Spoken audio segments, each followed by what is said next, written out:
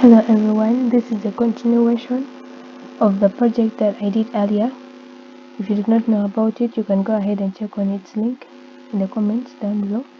I'm going to discuss a lot of things which will include the description of the salary prediction model, the description of the database or the dataset that I would use in my model, factors that I considered before choosing the database, and then the 5 important features of my dataset. Then I'll go ahead to discuss also the Bayesian theorem, naive Bayes, Bayesian network, differences between Bayesian theorem and naive Bayes, and then the differences between naive Bayes and Bayesian networks. Then I'll go ahead to provide the references as well. Now in my salary prediction model, I extracted the dataset from a Kaggle account, and it is a tabular dataset. I'll go ahead to use linear regression in my implementation, and then I'll have to, during the implementation bit, I have to split my dataset into dependent and independent features, as we shall see in the next slides. Then I'll further split it into training and testing arrays. By so doing, I'll be able to estimate the model prediction in terms of the error and then its accuracy. And then in my dataset, the dependent variable is the salary, and the dependent ones are as we shall see. Then my independent variables are text. That means that I'll have to encode them for my model to best interpret them. Then the description of the dataset is just as we saw earlier. It contains the salary bit, which is the only dependent variable or feature, and then the rest are all independent features. And then salary feature depends on the rest of the other features, as I said. These are the factors that I considered before choosing the dataset. I had to consider its accuracy. Since my model is about salary prediction, I had to get accurate data for my model to be able to drop accurate patterns that will enable me get accurate results in the future. If I incorporate in new datasets, that means that I should get accurate patterns or accurate results from the model. Else, if my data is inaccurate, that means that my model will go ahead to make inaccurate patterns, which will be useless in the future if I feed in new dataset, because it will only provide inaccurate results. Then there's relevance, quantity, variability, and ethics. Relevance, the data should be relevant to what my implementation should be like. Meaning that if I'm going to work on a salary prediction model, which data is relevant to give me accurate results? That is what I had to look at. And then the quantity. Here I require a light dataset for better accuracy. Otherwise, other machine learning models require less data for more accuracy. And then there's variability. My data should have a variety of data instances so that it could make better predictions from learning the variety in the varieties of the instances in my dataset. And then there are ethics. We should consider privacy, security, and bias. This is because most public information or clients' information is sensitive and therefore should be protected from the other malicious parties. Therefore, we should consider privacy, security, and then bias. That means that we should consider equality in our model, so that our model will go ahead to predict or make decisions equally based on the dataset that will be fed into it. And the importance of the features in my dataset, there is salary, which is the only dependent feature on which my model will have to make decisions based on other independent features. Meaning that based on these other independent features, the age, work class, education, marital status, occupation, and all those, my model will go ahead to predict or make a decision on the salary that should be given to an employee based on these other independent features. And then there is occupation, education, work class, and age. Now, occupation is just the work position of the employee, education, then the level of education, work class, work class, it could be privately owned organization or a state government or maybe self-employed. And then there is age group as well, the older, and then the younger. And we go ahead to proceed to the Bayesian theorem. This theorem is used to determine the probability of an outcome occurring based on previous outcome having occurred in similar circumstances. And this is the formula for Bayesian theorem. This formula is derived from conditional probabilities,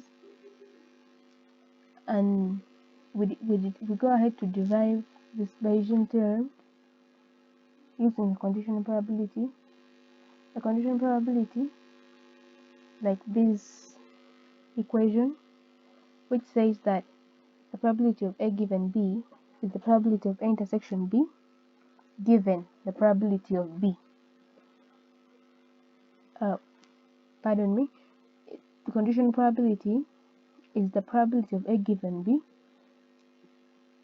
The probability of A given B is the probability of A intersection B divided by the probability of B. So if we have like two circumstances, this first circumstance and then this other circumstance, we go ahead to find out that the probability of A intersection B is the same as the probability of B intersection A, and therefore we can go ahead to make these two subject to the formula so that we come up with some equation of this kind, this first equation and then this second equation. We go ahead to equate these two equations, and then we make probability of A given B the subject. Then we come out with this final equation, which is the Bayesian theorem. Now this is the Bayesian theorem. We go ahead to the naive Bayes. To understand naive Bayes, you have to understand the Bayesian theorem, because from the Bayesian theorem we derive the naive Bayes. Now the naive Bayes just consider that, or they assume that all inputs are conditionally independent. Therefore, if we have different circumstances or different information, we go ahead to calculate the probability individually so that we come out with what we call the naive Bayes. We are saying that the naive Bayes is a probabilistic algorithm typically used for classification problems. For example, in emails, we have the spam filters, where some emails are actually spam, so they are filtered as spam emails. There we see the implementation of naive Bayes. And then in the naive Bayes, we have Gaussian naive Bayes, multinomial naive Bayes, Bernoulli's naive Bayes. The Gaussian naive Bayes, we assume that all the continuous variables associated with each feature are to be distributed according to Gaussian distribution. Now the Gaussian distribution is the same as the normal distribution, and we apply the Gaussian naive Bayes in medical diagnosis, weather recognition, or other instances. In case our variables are continuous in the dataset, this shows that we are supposed to use the Gaussian naive Bayes for better prediction. Then there is the multinomial naive Bayes. This one is a probabilistic learning method mostly used in natural language processing. It is applied in categorical text data by predicting the tag of a text by calculating the probability of each tag for a given sample and then gives the tag with the highest probability. This is also seen in emails or newspapers. Should I call them newspapers? I guess they're newspapers. I don't know how they are, but they are there are certain texts that are supposed to be classified by prediction using their tag. So a tag with the highest probability is predicted by the model. Now there is the binary naive Bayes. It is based on distribution and only accepts binary values. Those binary values are 0 and 1. This is in case the dataset takes in two values, like the true or false, failure or success, or yes or no.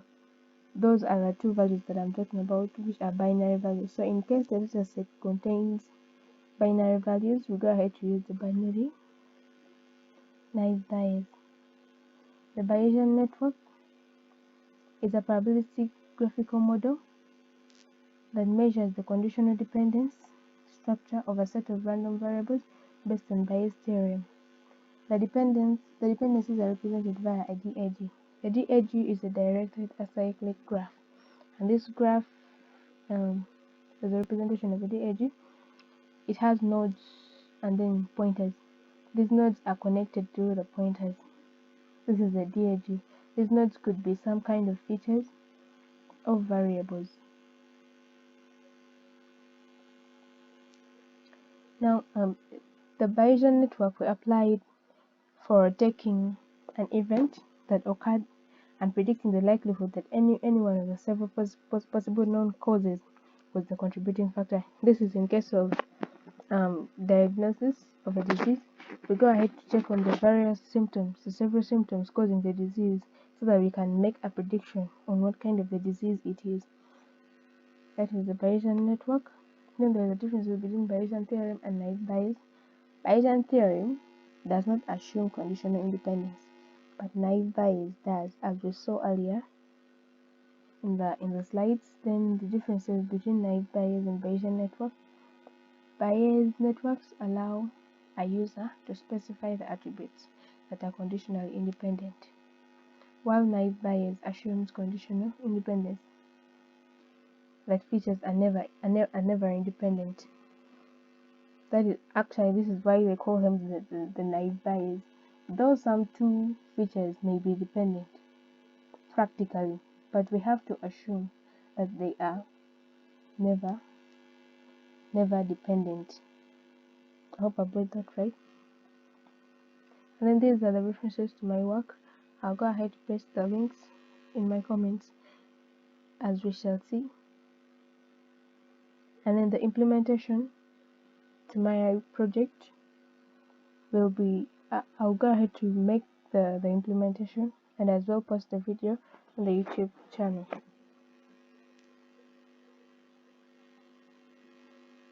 And I guess this is it. Thank you.